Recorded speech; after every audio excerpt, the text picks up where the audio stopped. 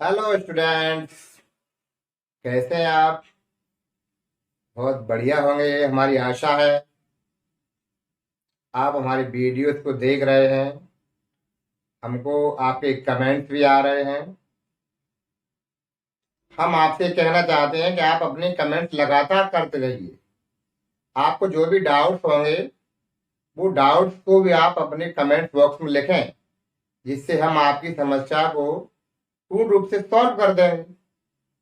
अरे भाई, पढ़ाई को सीरियसली पढ़ें।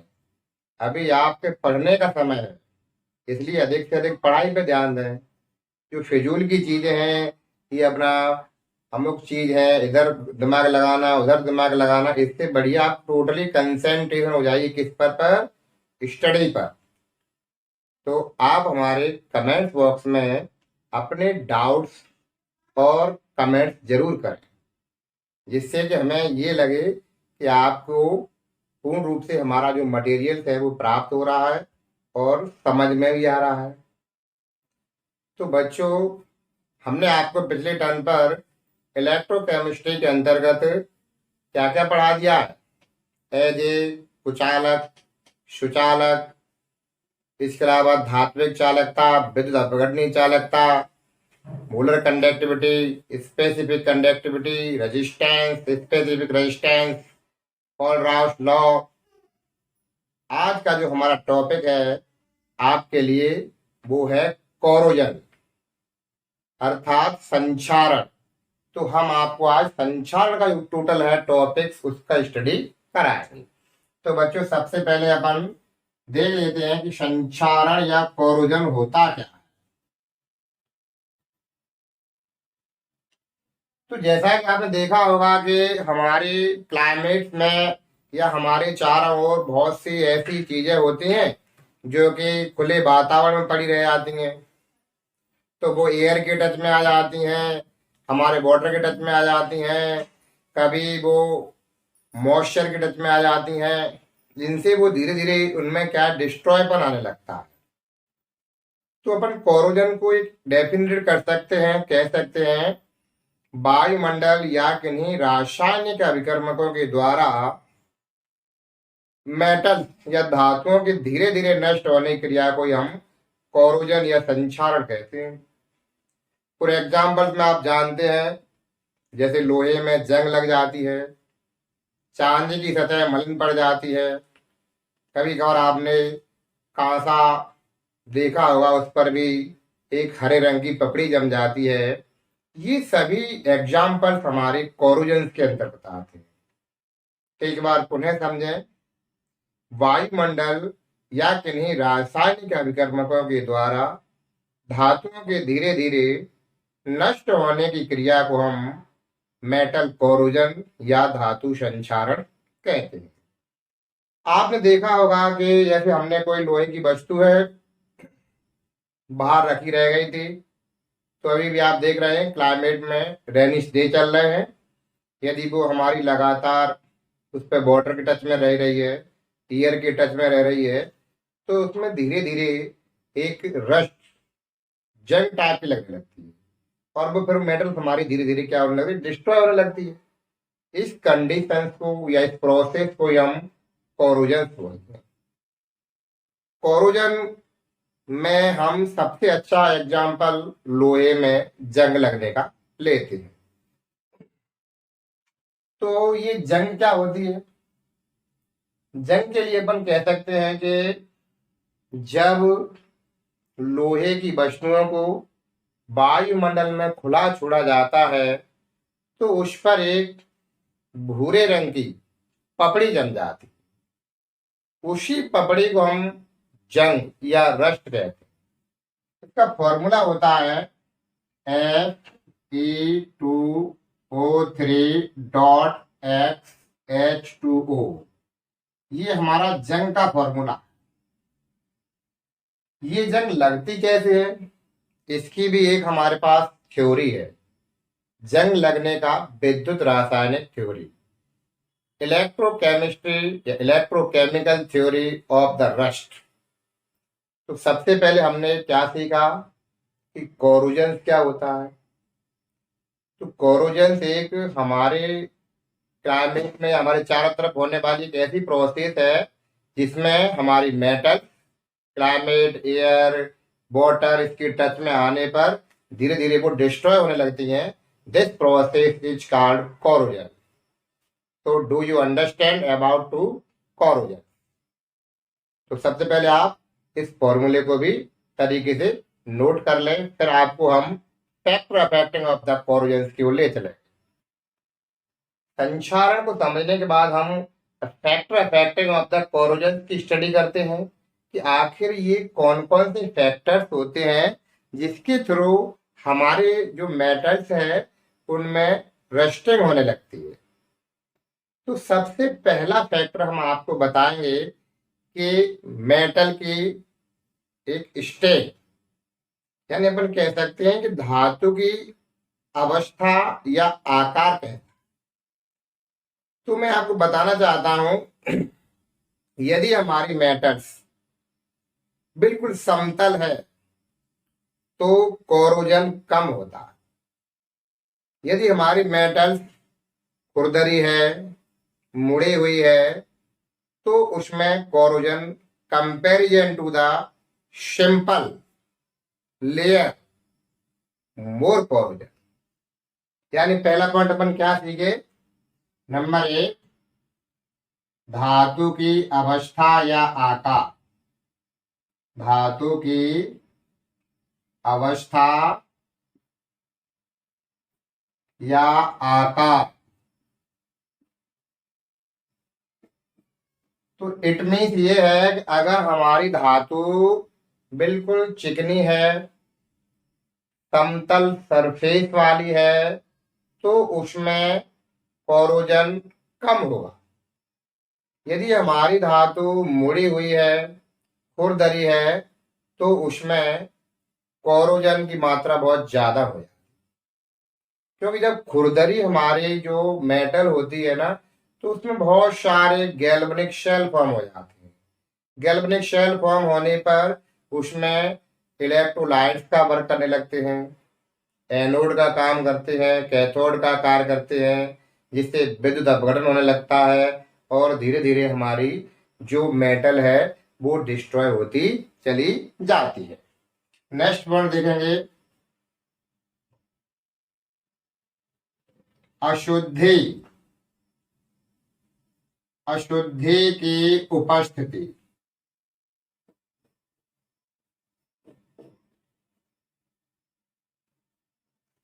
तो प्रायः यह देखा गया है कि अगर हमारे पास कोई भी मेटल, अगर वो टोटली प्योर है, तो उसमें कोरोजन की मात्रा बहुत कम होगी। यदि हमारी मेटल में कुछ अशुद्धियां मिली होती हैं तो वो मैक्सिमम कोरोजाइड हो जाती है, यानी उसमें बहुत अधिक संक्षारण होता है। यानी अपन क्या सीख रहे हैं कि अगर हमारी मेटल में कोई अशुद्धि मिली है तो उसमें संक्षारण अधिक होता है। यदि हमारी मेटल शुद्ध होगी तो उसमें संक्षारण बहुत कम होगा। नेक्स्ट वर्ड अपन देखते हैं क्या है, नमी की उपस्थिति। नमी की उपस्थिति। इट मीन्स ये है कि यदि हमारी मेटल किसी नमी के टच में रह रही है, मॉइस्चर के टच में रह रही है, साथ में उसको एयर भी मिल रही है, साथ में उस पर पानी भी गिर रहा है, तो आप देखते हैं कि वो धीरे धीरे बहुत फास्टली संचारित होती चली जाती है। यानी अपन क्या सीख रहे हैं कि हमारी धातुएं कब ज्यादा संचारित होती हैं और कब कम संचारित होती हैं। तो ये अपन तब तक इसको नोट करें। नमी उपस्थिति से भी हमारी धातु बहुत ज्यादा संचारित हो जाती है।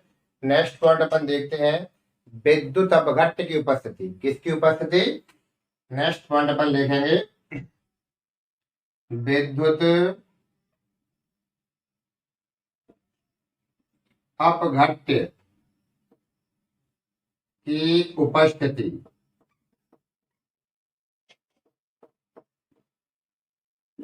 अपन कह सकते हैं प्रेजेंस ऑफ द इलेक्ट्रोलाइट। यह देखा गया है, यह पाया गया है कि हमारी धातु जब विद्युत अपघट्ट के संपर्क में रहती है तो उसमें संक्षारण बहुत तेज गति से होता है। आपने देखा होगा कि हम समुद्री बॉर्डर को ले लें, एक्चुअल में क्या होता है, समुद्री बॉर्डर में साल्ट पाया जाता है, फॉर एग्जाम्पल NaCl पाया जाता है। तो NaCl इज एक इलेक्ट्रोलाइट्स। यदि हमारी धातु किसी विद्युत अपघट्ट के टच में रहती है तो संक्षारण तेज गति से होता है।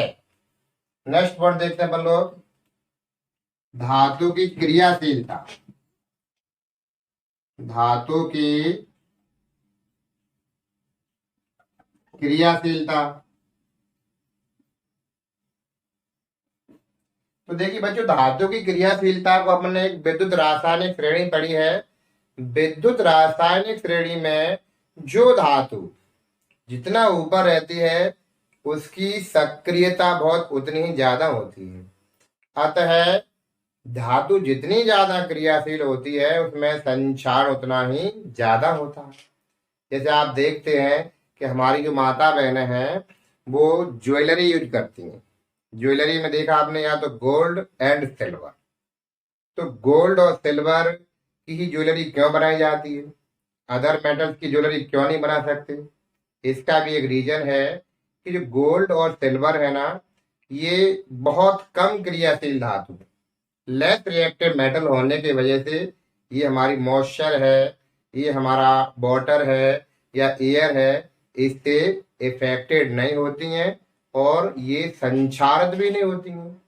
इसलिए कम क्रियाशील होने की वजह से हमारी जितनी भी ज्वेलरी बनती है वो मैक्सिमम कंडीशन में गोल्ड एंड सिल्वर की बनती है। तो आप समझ रहे हैं कि हमारी मेटल जितनी ज्यादा रिएक्टिव होगी उसमें कोरोजन उतना ही अधिक होता है।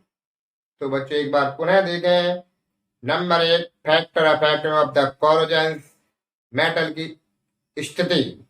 यदि हमारी मेटल समतल सरफेस वाली होगी तो संक्षारण कम होता है। यदि हमारी मेटल खुरदरी या मुड़ी हुई है तो संक्षारण मोर होता है। नेक्स्ट पॉइंट अपन देखेंगे, धातु में उपस्थित अशुद्धि। यदि किसी मेटल में अशुद्धि प्रेजेंट है तो कोरोजन मोर होता है, यानी अधिक होता है। यदि हम प्योर धातु यूज कर रहे हैं तो उसमें कोरोजन ना के बराबर होता है। नेक्स्ट पॉइंट देखेंगे, नमी एंड एयर। यदि हमारी धातु नमी और वायु के संपर्क में है तो संक्षारण बहुत तेज गति से भी होगा और अधिक भी होगा। नेक्स्ट पॉइंट देखेंगे अपन, विद्युत अपघट्ट की उपस्थिति। यदि हमारी मेटल किसी electrolyte for example NaCl, KCl, HCl इनके टच में रहती है तो संक्षारण बहुत तेजी से होता है। यदि विद्युत अपघट्ट के संपर्क में ही नहीं होगी तो संक्षारण बहुत कम, ना के बराबर होगा। नेक्स्ट पॉइंट है धातु की रिएक्टिविटी। यदि हमारी धातु मोर रिएक्टिव है according to electrochemical theory then corrosion is fast and metal is less reactive then corrosion is very slowly। तो ये हमारा जो फैक्टर अफेक्टिंग है उसको आप अपने दैनिक जीवन में भी देख रहे हैं बच्चों कि कब कोरोजन ज्यादा हो रहा है, कब कोरोजन कम हो रहा है। तो हमें कोरोजन के फैक्टर अफेक्टिंग को पहले तरीके से आप नोट कर लें, फिर हम आपको प्रिकॉशन या संक्षारण को रोकने के उपाय बताएं। तो बच्चों एक बार कॉपी में नोट करें तरीके से, फिर अपन आगे की ओर चलते। लिख लो लिख लो, अरे अभी नहीं लिखोगे तो समस्या में आ जाओगे।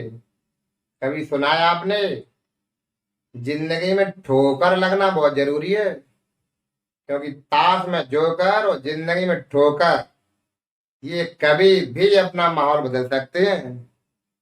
बुरा वक्त हमको बहुत कुछ सिखाता है। कठिनाइयां जीवन में हर किसी के जीवन में आती है। कठिनाइयों का आना एक पार्ट ऑफ लाइफ है, लेकिन उन कठिनाइयों से जीत करके सफलता प्राप्त करना आर्ट ऑफ लाइफ। अरे बच्चों, आपको पार्ट ऑफ लाइफ भी मिलेगा, यदि आप सफलता के लिए लगातार मेहनत करते गए, संघर्ष करते गए, तो आप आर्ट ऑफ लाइफ भी बन जाएंगे। बुरा वक्त हमको ये बताता है कि हम लोगों को क्या समझते थे और हम क्या निकले हुए। इसलिए जिंदगी में सफलता प्राप्त करना है तो संघर्ष करते रहिए, क्योंकि जीवन एक संघर्ष का नाम है। और संघर्ष और हमारी मेहनत एक सीढ़ी की तरह होती है, क्योंकि सीढ़ियां कभी हमारा साथ नहीं छोड़ती हैं, जबकि वो हमको धीरे धीरे करके अपने मंजिल तक पहुंचा देती हैं। और किस्मत हमारी एक लिफ्ट की तरह होती है जो कभी भी रुक सकती है। इसलिए हमें मेहनत करना है, किस्मत तो अपने आप बन जाएगी। यदि हम लगातार संघर्ष करते रहे, जीवन में पढ़ाई के प्रति सफलता प्राप्त करने का लक्ष्य बना लिया और उसकी हमने एक प्लानिंग भी बना ली है, क्योंकि जब तक हम कोई प्लानिंग नहीं बनाते तब तक हमारे जीवन में सपना ही रहता है। और सपना तब तक रहेगा जब तक आप प्लानिंग नहीं बनाएंगे। जब आप प्लानिंग बना लेंगे तो आपका सपना आपके लिए हकीकत बन जाता है। अतः आपने सुना होगा, जब जब जग जिस पर हंसा है, इतिहास भी उसी ने रचा है। इसलिए आप पढ़ाई को बेहद सीरियसली पढ़ें और अपने जीवन से आगे बढ़ें, क्योंकि जो जितना ज्यादा पढ़ता है वो उतना ही आगे बढ़ता है। तो बच्चों, मैंने कह दिया, संघर्ष ही जीवन है। हमको इस संघर्ष में हमारे माता पिता हम पर बहुत कुछ अरमान लिए बैठे हुए हैं। हमारे बेटा बेटियां पढ़ जाएंगे तो हमारा भी जीवन सुखमय हो जाएगा, हमारा भी जीवन अच्छा बन जाएगा। हमारे बच्चों का भविष्य अच्छा बन गया तो हम भी अच्छे बन जाएंगे, हमारी भी स्वतंत्र एक इमेज बनेगी, हम भी एजुकेशन फैमिली से जुड़ेंगे। तो सबसे ज्यादा हमें शिक्षा पर ध्यान देना है बच्चों। अभी आप जो फालतू के दिमाग लगाते हैं, कभी तो इधर दिमाग लगा रहे हैं, कभी कह रहे यार देखो देखो देखो, ऐसी चीजों में दिमाग नहीं लगाना। क्योंकि जब आप कुछ समय बाद उन्हीं लोगों को मिलेंगे तो ये नहीं कहेंगे अरे यार तूने क्या क्या किया क्या नहीं किया, सिर्फ ये पूछेंगे तेरी पर्सनैलिटी कैसी है, तेरी हैसियत कैसी है, तू कमाता कितना है। इसलिए यदि हम अभी संघर्ष करेंगे तो जीवन में हमें सब कुछ मिलेगा अकॉर्डिंग टू टाइमिंग। तो मेहनत करते रहिए और अपने टाइम को कभी फिजूल व्यर्थ नहीं देना चाहिए। अच्छा बच्चों, तो सफलता की क्या कहानी है? शिक्षा ग्रहण अधिक से अधिक करें और संघर्ष को लाख ज्यादा अपने सपोर्टिंग में बना करके। तो बच्चों, ये आप अच्छी तरह से पढ़ें और इसको लिख भी लें। संचारण के फैक्टर अफेक्टिंग जब हमने अध्ययन कर लिया है तो यदि हम थोड़ा सा दिमाग लगाते हैं तो हम इसको रोकने के उपाय भी बता सकते हैं। अरे हम लोग दैनिक जीवन में इस प्रकार से बिहेवियर करते हैं कि हमें संचारण को रोकने के कई मौके मिलते हैं। जैसे आपने देखा कि हमारे घर के जो खिड़की दरवाजे हैं वो मेटल्स के बने हुए हैं, उनमें यदि कोरोजन हो रहा है तो हम क्या क्या करते हैं। तो सबसे पहला पॉइंट है, धातु की सतह पर धातु की सतह पर तेल या ग्रीस लगाना।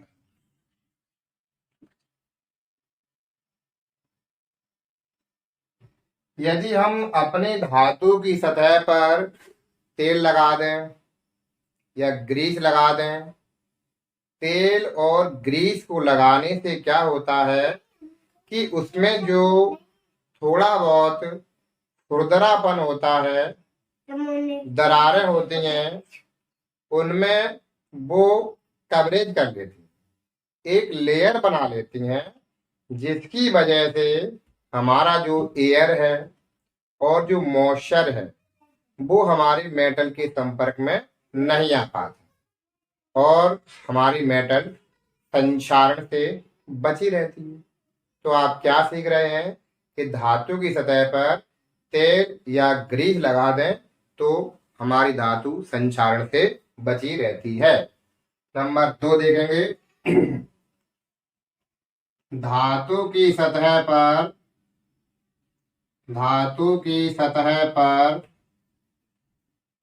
पेंट करके।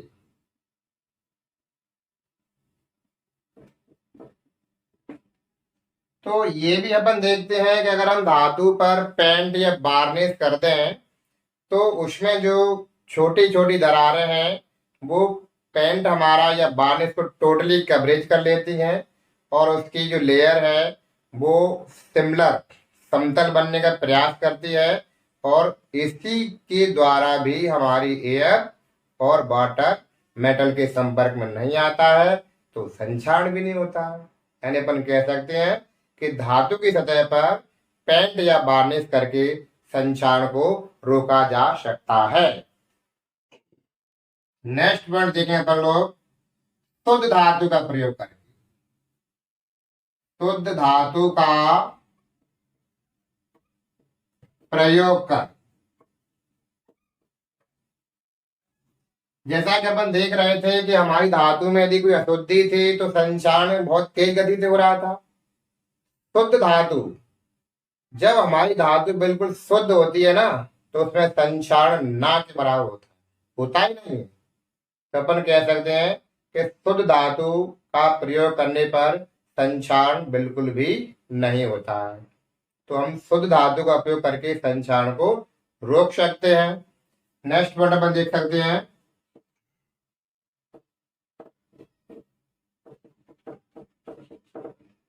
मिश्र धातु बनाकर। तो बच्चों मिश्र धातु के बारे में तो आप जानते ही होंगे कि दो या दो से अधिक धातुओं का समांगी मिश्रण मिश्र धातु कहलाता है। जैसे आपने पीतल सुना होगा, पीतल दो धातुओं से मिलकर बना है, copper and zinc. Percentage of copper is 80% and percentage of zinc and 20%। यदि इस कॉपर और जिंक के हम पहले मेल्ट कर लेंगे, मेल्ट के बाद इनको कॉम्बिनेशन करा देंगे और एक होमोजीनियस मिक्सचर बनता है, उसे हम एलॉय या मिश्र धातु कहते हैं। तो मिश्र धातु है ना, ये कोरोजन प्रूफ होती है, इसमें संक्षारण बिल्कुल भी नहीं होता, इसीलिए तो हम मिश्र धातुओं का उपयोग करते हैं। तो बच्चों इसको आप नोट करें थोड़ा।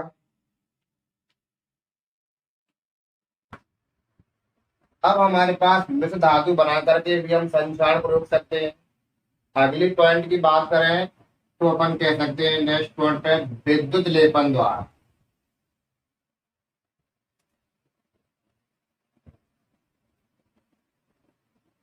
इसे हम इलेक्ट्रो कोटिंग भी कह सकते हैं।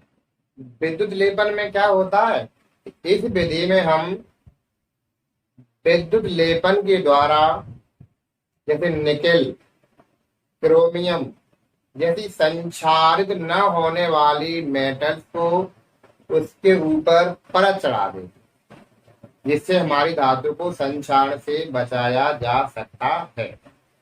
तो विद्युत लेपन एक ऐसी विधि है जिसमें संक्षारित न होने वाली मेटल्स को, जैसे निकेल है हमारी, क्रोमियम है, इसको हम उस दूसरी मेटल पर कवरेज कर देते हैं, कोटेड कर देते हैं, जिससे हमारी धातु पूर्ण रूप से संक्षारण से बच जाती है। अगला पॉइंट अपन देखते हैं 6 पॉइंट, इसे अपन कहेंगे बलिदानी संरक्षण। बलिदानी संरक्षण, तो जैसा कि बच्चों बलिदानी शब्द का हमको अच्छे से अर्थ आना चाहिए। बलिदान क्या होता है, आप मन कोई बताएंगे? चलो ठीक है, आपने बताया, बहुत अच्छी बात है, मैं बताने का प्रयास करता हूं। जैसे आपने देखा हो हमारे देश में जो फौजी भाई होते हैं, जब वो किसी युद्ध में भाग लेते हैं, अगर वो युद्ध में भाग लेते समय अपने प्राणों की आहुति दे देते, अपने प्राणों की आहुति दे देते हैं, तब उसे हम बलिदान कहते हैं। अर्थात अपन ये सीखे कि किसी की रक्षा करते हुए अपने प्राणों की बलि देना ही बलिदान कहलाता। इसी प्रकार से ये बलिदानी संरक्षण हमारे पौरोजन में भी सपोर्टिंग करता है। इस प्रकार से करता है कि जैसे हमारे पास ये एक मेटल है, यदि इसके ऊपर एक हम मोर रिएक्टिव मेटल, एक ऐसी मेटल को कोटेड कर दें जो इसके कंपैरिजन में मोर रिएक्टिव है, तो आप ये देखेंगे कि इसके ऊपर जो मेटल अपन ने कवर करी थी तो वो स्वयं संक्षारित हो सकती है, लेकिन जिसकी रक्षा हेतु उसको कोटेड किया गया था उसकी वो पूरी तरह से रक्षा कर लेती। तो अर्थात अपन क्या सीखे कि जब एक धातु पर अधिक रिएक्टिव या क्रियाशील धातु की परत चढ़ा दी जाती है तो जो धातु के ऊपर परत चढ़ाई गई है वो धातु संक्षारण से पूर्ण रूप से मुक्त रहती है। इसका अपन एग्जाम्पल से शब्द सुनते अपन लोग गैल्वेनीकरण। गैल्वेनीकरण,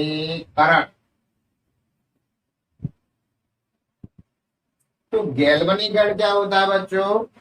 हम बताते हैं आपको। जैसे हमारे पास लोहा है तो लोहा को हमको रस्ट से बचाना है, तो इसकी मेथड है, लोहे को रस्ट से बचाने के लिए उस पर जिंक की परत चढ़ाने की क्रिया ही गैल्वेनीकरण कहलाती है। तो क्या सीखे अपन लोग कि लोहे को जंग से बचाने के लिए उस पर जिंक की परत या कोटेड करने की जो प्रोसेस है इट्स कॉल्ड गैल्वेनाइजेशन। तो अभी आप जितने भी पॉइंट सीख रहे हैं, जितने भी पॉइंट आप नोटेट कर रहे हैं, वो सभी पौरोजन से बचने के उपाय हैं। तो हमको शिक्षा ऐसी ग्रहण करना है कि किताबी ज्ञान तो हो ही हो, लेकिन उसके साथ साथ हमको व्यवहारिक ज्ञान भी होना चाहिए। जैसा कि हम दिवाली आती है, हम सब लोग अपने घरों की सफाई करते हैं और हमारे घरों में जो खिड़की है या जो जंगला बने हुए हैं उन पर हम पेंट करते हैं, वार्निश करते हैं।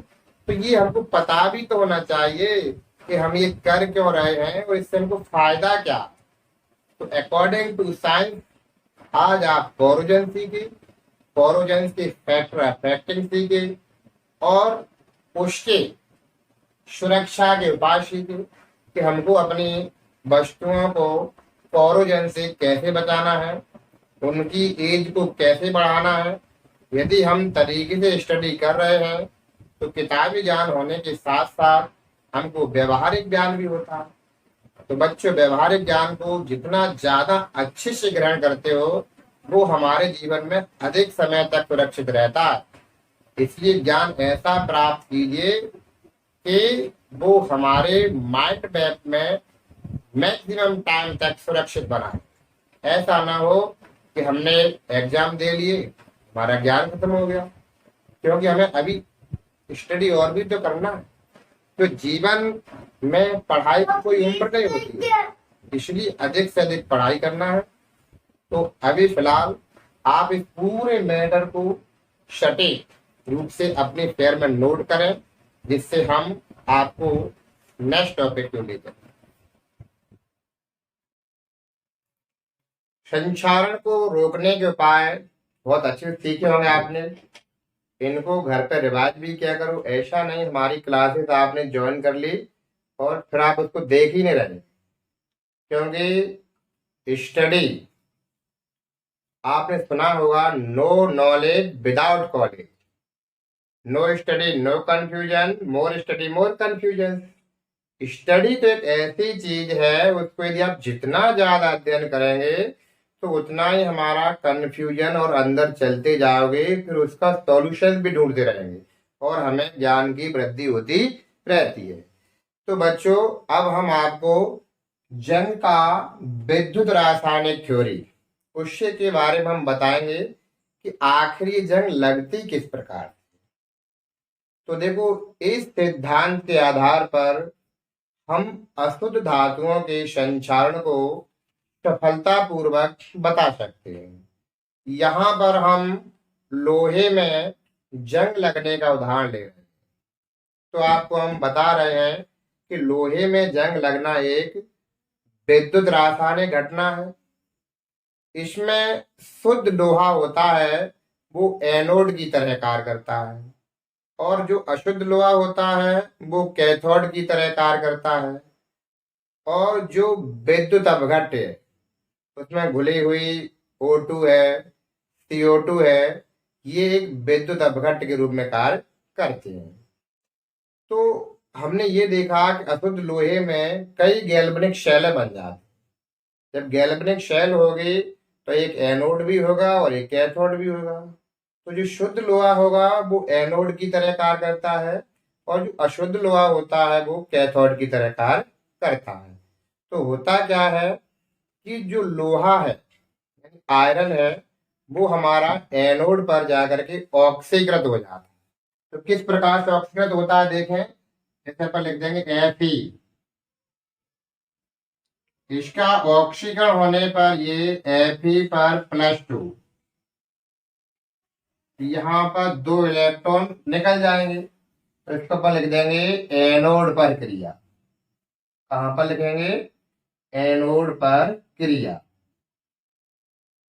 और आपने पढ़ा भी होगा कि किसी अभिक्रिया में से इलेक्ट्रॉनों का निकलना ही ऑक्सीकरण कहलाता है। अब जो यहाँ पर ये 2 इलेक्ट्रॉन निकले, ये इलेक्ट्रॉन्स है ना हाइड्रोजन आयन के द्वारा ऑक्सीकरण पर ये जो 2 इलेक्ट्रॉन निकले, ये इलेक्ट्रॉन्स क्या होते हैं कि कैथोड पे जाकर के जो हाइड्रोजन आयन होते हैं उनके द्वारा ये एब्जॉर्ब कर लिए जाते हैं। तो यहां लिखेंगे अपन लोग 2H आयन प्लस 2 इलेक्ट्रॉन्स, यहां पर ये H2 में कन्वर्ट हो जाए, और यहां लिख देंगे अपन लोग कैथोड पर क्रिया। कैथोड पर क्रिया। अब हम देखते हैं कि उसमें ऑक्सीजन भी होती है। 1/2 O2 लिखेंगे प्लस मॉइस्चर यानी नमी होती है, और प्लस ये इलेक्ट्रॉन्स थे 2। तो इनके थ्रू क्या बनेगा, हमारे पास 2OH आयन बन जाएंगे। ये जो 2 OH आयन बन गए हैं, ये OH आयन हमारा जो एनोड पर फेरस आयन बने थे उससे रिएक्टिविटी कर लेंगे। तो फेरस आयन बनने के थ्रू ये क्या बना लेंगे देखें, Fe प्लस, ये क्रिया हमारी हो रही है तो प्लस में लिख देंगे 2OH आयन। तो एरो करने के बाद बनेगा हमारे पास FeOH का होल ट्वाइस। इसे हम लोग बोलते हैं फेरस हाइड्रोक्साइड। Ferrous hydroxide.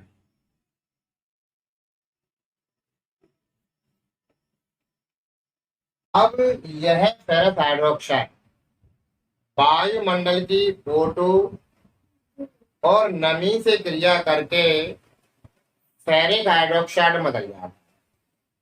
तो किस प्रकार से रिएक्शन दर्शाएंगे, तो सबसे पहले तो हम ये फेरिक हाइड्रोक्साइड लिखा है और वायुमंडल की O2 लिखा है, और ये मॉइस्चर यानी नमी लिखा है। ये आपस में जब रिएक्टिव कर लेंगे तो यहाँ पर हमारे पास 2 मॉलिक्यूल बनेंगे FeOH का होल थ्राइस, यानी फेरिक हाइड्रोक्साइड। फेरिक हाइड्रोक्साइड के फिर यह फेरिक हाइड्रोक्साइड शीघ्र ही हाइड्रेटेड फेरिक ऑक्साइड में कन्वर्ट हो जाता है, जिसका फॉर्मूला होता है Fe2O3.XH2O, जिसे हम लोग जंग या रस्ट भी बोलते हैं। तो बच्चों इस प्रकार से धीरे धीरे हमारी मेटल्स में रस्टिंग यानी जंग लगने की क्रिया लगातार चलती रहती है। एक बार आप शॉर्ट में सुने कि इस थ्योरी के माध्यम से हम अशुद्ध धातुओं में संक्षारण को बहुत ही सफलता पूर्वक समझा सकते हैं। यहाँ पर हम लोहे में जंग लगने का वर्णन किया गया है। तो आप देखते हैं कि लोहे में जंग लगना एक विद्युत रासायनिक घटना है, क्योंकि इसमें कई गैल्वेनिक शेल बन जाते हैं अशुद्धि के कारण।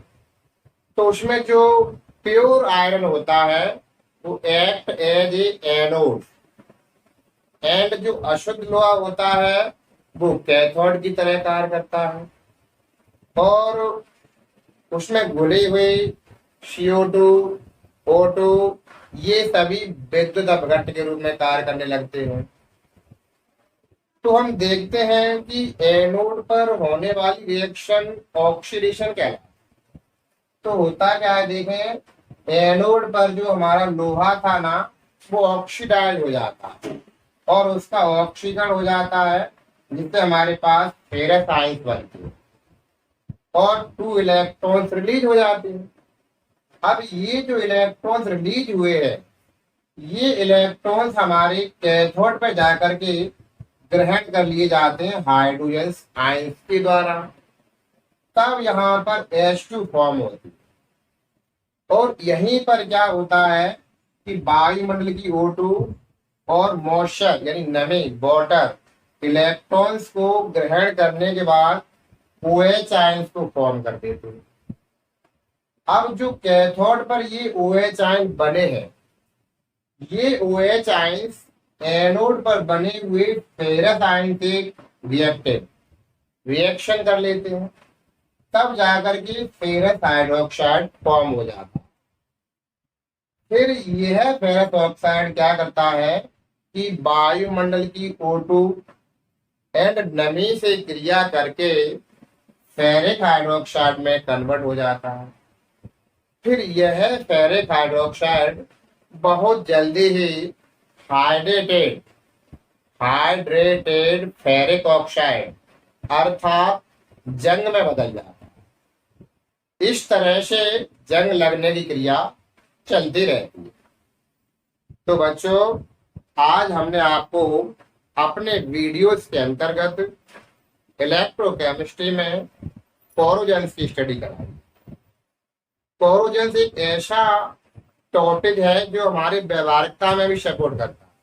यदि हम इसको अच्छे से स्टडी करेंगे तो जिससे हमारे घर में हमारे चारों तरफ होने वाली रस्टिंग को हम कंट्रोल कर सकते हैं, जिसके थ्रू आप अपना और हमारे देश की उन्नति में जो होने वाला भारी नुकसान है रस्टिंग से उसमें आप सपोर्ट कर सकते हैं। तो अतः हमारा कहना है आपसे कि अभी आप पूर्ण मनोयोग से स्टडी करते रहिए, क्योंकि जीवन में सफलता का जो मूल मंत्र है वो है संघर्ष और मेहनत।